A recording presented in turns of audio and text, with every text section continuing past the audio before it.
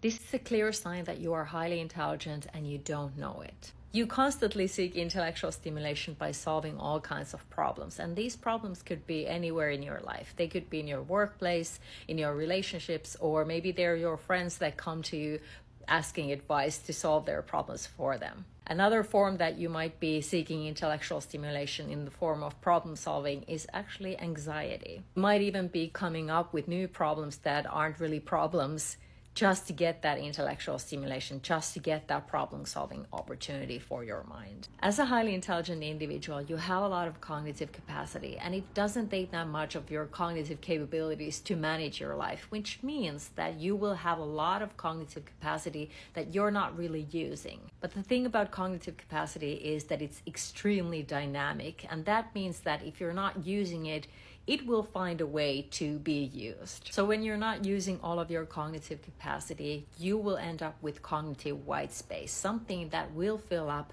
naturally, even if you're not doing it on purpose. So if you're not filling your cognitive capacity consciously, because you don't know that you're supposed to be doing that, because you don't know that you're highly intelligent, your cognitive capacity will fill up without you realizing. So the most natural way of that cognitive white space to fill up is problem solving, because problem solving is the most natural form of intellectual stimulation for us. So you start to solve problems everywhere in your life. You start to solve problems at your workplace, and you can understand why other people don't see the problems that you see, and they're happy with the way things are, even though you see that, hey, clearly we have problems to solve here. And then you start to wonder about that problem, like, why isn't anyone else bothered by these problems that you are? Why are they not willing to solve the problems that you see there are to be solved? So there's another problem for you. So suddenly you're in a loop where you're solving problems that don't necessarily even exist.